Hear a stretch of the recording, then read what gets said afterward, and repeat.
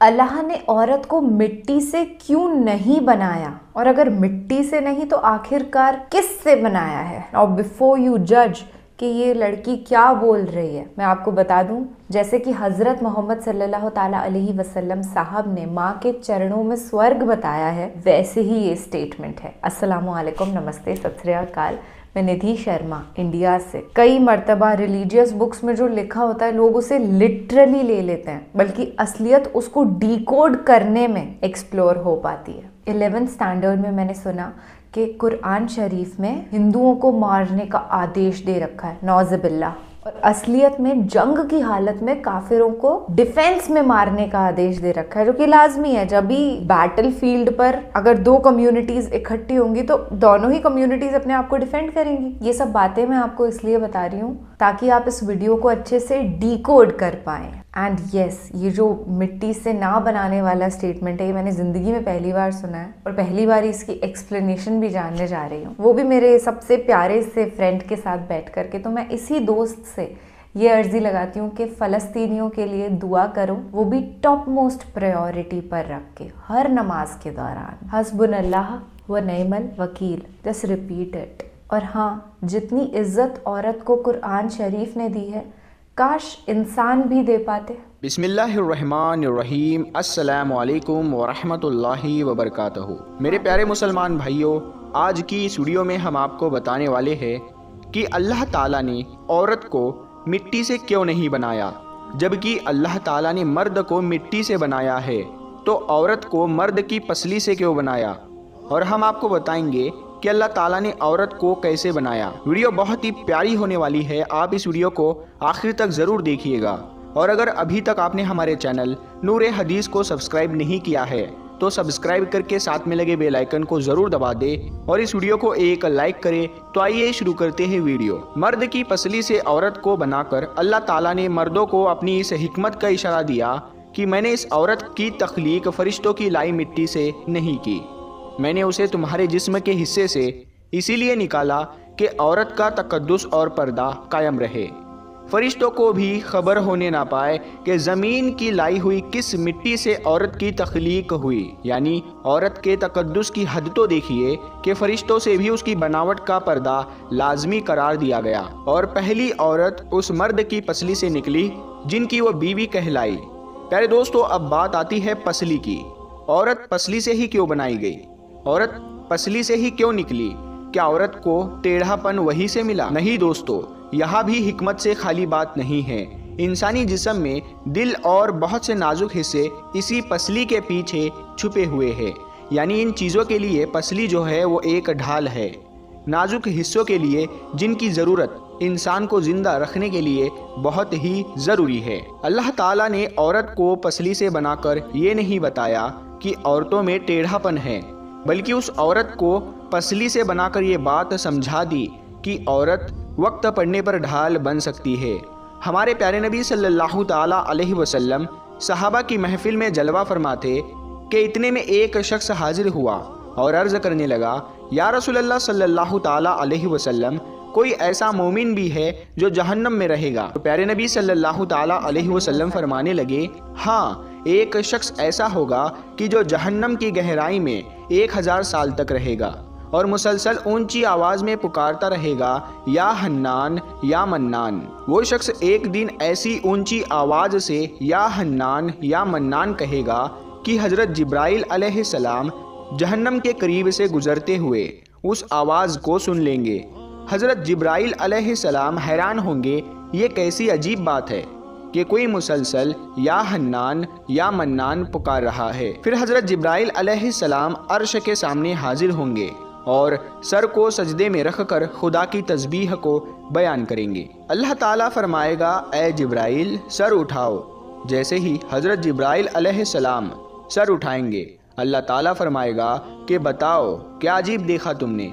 हज़रत जिब्राइल अलैहिस्सलाम अर्ज़ करेंगे, ए हमारे रब, मैंने जहन्नम से आती हुई एक आवाज़ सुनी है जो कि गहरे घड़े से लग रही थी।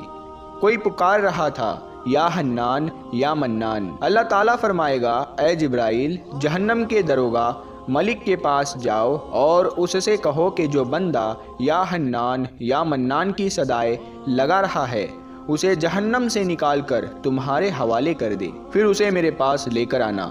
फिर हज़रत जिब्राईल अलैहिस्सलाम जहन्नम के दरवाज़े की तरफ तशरीफ़ ले जाएंगे और फिर दरवाज़े पर दस्तक देंगे और जहन्नम के दरवाज़े के दारोगा मालिक बाहर आएंगे और हज़रत जिब्राईल अलैहिस्सलाम उन्हें अल्लाह पाक का हुक्म सुनाएंगे। हुक्म सुनकर हज़रत मालिक जहन्नम के अंदर जाएंगे। हज़रत मोहम्मद मुस्तफ़ा सल्लल्लाहु ताला अलैहि वसल्लम ने फरमाया, जैसे माँ अपने बच्चे को पहचानती है, हज़रत मालिक ऐसे ही जहन्नम को पहचानते हैं। उसके बावजूद मालिक या हन्नान या मन्नान कहने वाले शख्स को तलाश नहीं कर पाएंगे। फिर हज़रत मालिक बाहर तशरीफ़ लाएंगे और फिर जिब्राईल अलैहिस्सलाम से अर्ज़ करेंगे, ए जिब्राईल, जहन्नम ने गहरा सांस लिया है, इसीलिए कौन सी चीज़ पत्थर है और कौन सी चीज़ लोहा है और कौन इंसान है इसकी पहचान नहीं हो रही। जिब्राईल अलैहिस्सलाम अल्लाह ताला की बारगाह में सजदा करेंगे।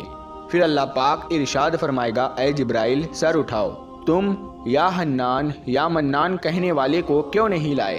तो हज़रत जिब्राईल अलैहिस्सलाम अर्ज़ करेंगे, ऐ मेरे अल्लाह, जहन्नम के दारोगा ने भी माजरत कर ली है।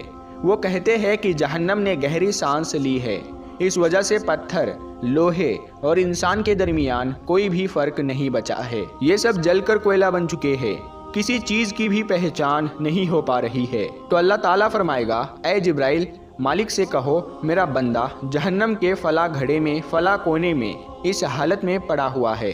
तो हज़रत जिब्राईल अलैहिस्सलाम जहन्नम के दरवाज़े पर जाएंगे और हज़रत मालिक को या हन्नान या मन्नान पुकारने वाले का पता बताएंगे। हज़रत मालिक जहन्नम के अंदर जाएंगे और देखेंगे एक शख्स है, उसके पाँव उसके पेशानी के साथ और उसके हाथ गर्दन के साथ बंधे हुए हैं और जहन्नम के सांप बिच्छू उसके जिस्म से लिपटे हुए हैं। हज़रत मालिक उसकी जंजीरें तोड़ देंगे और उसको जहन्नम से निकालकर उसको हज़रत जिब्राईल अलैहिस्सलाम के हवाले कर देंगे। हज़रत जिब्राईल अलैहिस्सलाम उसे अर्शे इलाही के सामने लेकर हाजिर होंगे, सर सजदे में रखेंगे और अल्लाह पाक फरमाएगा, ए जिब्राईल, अपना सर उठाओ। हज़रत जिब्राईल अलैहिस्सलाम अपना सर उठाएंगे। फिर अल्लाह पाक उस बंदे से फरमाएगा, ए बंदे, क्या मैंने तेरी बेहतरीन तख्लीक नहीं की थी? क्या मैंने तेरी तरफ रसूल नहीं भेजे थे? क्या मेरे रसूलों ने तुम्हें मेरी किताब नहीं सुनाई थी? क्या मेरे रसूलों ने तुम्हें नेकी का हुक्म नहीं दिया था? क्या तुझे बुराई से मना नहीं किया था? तो वो बंदा सारी बातों को मानेगा और वो इकरार करेगा, या अल्लाह, तूने मेरी बहुत ही आला तख्लीक फरमाई और तेरे रसूल भी तशरीफ़ लाए और उन्होंने तेरे अहकाम भी सुनाए। अल्लाह ताला फरमाएगा, फ़ला फ़ला गुनाह क्यों किया? वो शख्स अर्ज़ करेगा, ऐ अल्लाह, मैंने मेरी जान पर जुल्म किया, इसी की सज़ा में मुझे जहन्नम में डाल दिया गया। ऐ अल्लाह, उसके बावजूद भी मेरी उम्मीद नहीं टूटी, मुझे तेरी रहमत से उम्मीद थी, इसीलिए मैं या हन्नान या मन्नान पुकारता रहा। ऐ अल्लाह, तेरे फजल से तूने मुझे जहन्नम से निकाला है। ऐ अल्लाह, मुझ पर रहम फरमा। अल्लाह पाक फरमाएगा, ऐ फरिश्तों, गवाह हो जाओ, मैंने इस पर रहम किया और इसे माफ़ कर दिया। प्यारे दोस्तों, आइए अब हम अपने ऊपर गौर करते हैं। क्या हम में कोई ऐसा है कि वो कह सके कि मैं अपने ईमान का हिसाब कर सकता हूँ? प्यारे दोस्तों, अपने अपने गिरहबान में झांके, क्या ऐसी खूबी जिस पर हमें यकीन हो कि हमें दोज़ख में नहीं डाला जाएगा? प्यारे दोस्तों, एक हदीस में आता है कि एक मरतबा हज़रत अली रदी अल्लाह ताला अन्हु अपने घर तशरीफ़ ले गए और फ़ातिमा तो ज़हरा रदी अल्लाह ताला अन्हा से फरमाया, ऐ फ़ातिमा, 3 दिन से नबी करीम सल्लल्लाहु ताला अलैहि वसल्लम पर अजीब कैफियत तारी है। अल्लाह के नबी सल्लल्लाहु ताला अलैहि वसल्लम नमाज पढ़ने के लिए मस्जिद में तशरीफ़ लाते हैं और फ़ौरन वापस चले जाते हैं, किसी से भी गुफ्तगू नहीं करते, घर जाकर भी मुसल्ले के ऊपर रहते हैं, वो भी किसी से गुफ्तगू नहीं फरमाते और मुसलसल रोते जाते हैं। ऐ फ़ातिमा, आप उनकी लाडली बेटी है, लिहाजा आप जाकर उनसे पूछिए। नबी करीम सल्लल्लाहु ताला अलैहि वसल्लम की कैफियत सुनकर हज़रत फ़ातिमा रदी अल्लाह ताला अन्हा फ़ौरन नबी करीम सल्लल्लाहु ताला अलैहि वसल्लम के पास गई। जाकर देखा कि नबी करीम सल्लल्लाहु ताला अलैहि वसल्लम वाकई में बहुत गमज़दा है। आप रज़ी अल्लाह ताला अन्हा नबी करीम सल्लल्लाहु ताला अलैहि वसल्लम के पास जाकर बैठ गई और अर्ज़ किया, अब्बा जान, आप किस वजह से गमज़दा है? नबी करीम सल्लल्लाहु ताला अलैहि वसल्लम ने इरशाद फरमाया, ऐ मेरी बेटी फ़ातिमा, जब मैंने मिराज किया, जहन्नम को देखा, मैंने उसमें उन औरतों को आज़ाब पाते हुए देखा। वो नक्शा इस वक्त मेरे सामने है और मैं अपनी उम्मत के गम में रो रहा हूँ और अल्लाह रब्बुल आलमीन से अपनी उम्मत की मगफिरत मांग रहा हूँ। हज़रत फ़ातिमा रदी अल्लाह ताला अन्हा ने पूछा, या रसूलल्लाह सल्लल्लाहु ताला अलैहि वसल्लम, आपने जहन्नम में क्या देखा? इसके जवाब में नबी करीम सल्लल्लाहु ताला अलैहि वसल्लम ने उन औरतों का तज़किरा किया। आप सल्लल्लाहु ताला अलैहि वसल्लम ने इरशाद फरमाया, मैंने एक ऐसी औरत को देखा जो अपनी ज़ुबान के ज़रिए लटकी हुई थी। प्यारे दोस्तों, आप देखिए कि ज़ुबान कितनी नाजुक होती है। अगर इंसान उसे थोड़ा सा पकड़ कर खींचे तो कितनी तकलीफ होती है। वो औरत अपनी ज़ुबान के ज़रिए लटक रही थी, जैसे कसाई बकरे के कान में सुराख करके सर को कील के साथ लटका देते हैं। इसी तरह वो औरत जहन्नम के अंदर अपनी ज़ुबान के ज़रिए लटक रही थी। हज़रत फ़ातिमा रदी अल्लाह ताला अन्हा ने पूछा, या रसूलल्लाह सल्लल्लाहु ताला अलैहि वसल्लम, वो औरत कौन थी, यानी उसका गुनाह क्या था? तो रसूलल्लाह सल्लल्लाहु ताला अलैहि वसल्लम ने फरमाया, यानी ताने दिया करती थी और अपनी ज़ुबान से दूसरों को इज़ा पहुंचाती थी, जो अपनी ज़ुबान का गलत इस्तेमाल करती थी। इसीलिए अल्लाह ताला ने उसको जहन्नम की आग में दाखिल कर दिया और अल्लाह ऐसी औरत को ज़ुबान के ज़रिए से लटका कर जहन्नम की आग में भुनेगा। प्यारे दोस्तों, हज़ारों साल की इबादत भी रद्द होते हुए देखी गई है। बस अल्लाह ताला से दुआ है, ऐ अल्लाह, अगर हमारे ईमान का सख्त हिसाब लिया गया, यकीनन हम नहीं बच पाएंगे। हम बेहद गुनहगार हैं, लेकिन ऐ अल्लाह, हम तेरी रहमत का सवाल करते हैं। हमसे हिसाब अपने अदलो इंसाफ से ना लेना, बल्कि हम पर अपनी रहमत और अता का साया रखना। अल्लाह पाक हमारी दुआ को कबूल फरमा। क़यामत के दिन जब लोगों के ईमान का हिसाब किताब हो रहा होगा, फिर कुछ लोग ऐसे होंगे जिनको अल्लाह ताला बगैर हिसाब के जहन्नम में भेज देगा।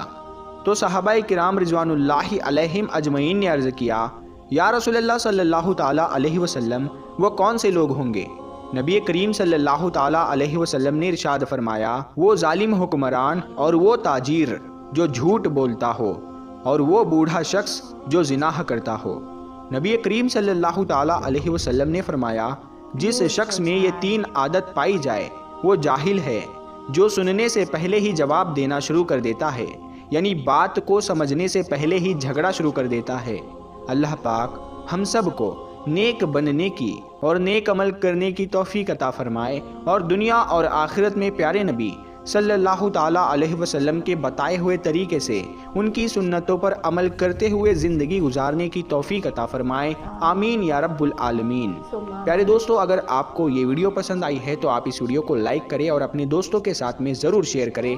हम मिलते हैं फिर एक नई वीडियो के साथ में, तब तक के लिए अस्सलामु अलैकुम। अल्लाह वालेकुम सलाम व रहमतुल्लाहि व बरकातुहू। I am crying. मुझे इस्लाम की ये बात बहुत अच्छी लगती है कि इंसानों को सही और गलत, जो विवेक की शक्ति को डेवलप करने के लिए चीज़ें बताई गई हैं, वो ऑन पॉइंट हैं। अब इस वीडियो के अंदर हमें क्या मैसेज मिला कि कभी बदजुबान नहीं होना है, किसी को कुछ उल्टा सीधा गलत नहीं बोलना है, अनटिल एंड अनलेस वो इंसान दहशतगर्द है। फिर वो तो फिर इंसान ही नहीं होते ना, हैवान हो जाते हैं। जैसे इजराइली हैं, उनको तो हम कहते ही है कि भगवान उनको सद्बुद्धि दे, अल्लाह सुब्हान व तआला उनको हिदायत दे और वो ये दुष्कर्म करना छोड़ दें। अल्लाह ताला का दीन इतना सुंदर तरीन है कि चलने फिरने, पहनने ओढ़ने, खाने पीने, हर तौर तरीके को बहुत ही ब्यूटीफुली डिस्क्राइब कर रखा है। मैं यही उम्मीद करती हूँ कि आप हमेशा अपने ईमान पर अड़िग रहेंगे और यही कोशिश करेंगे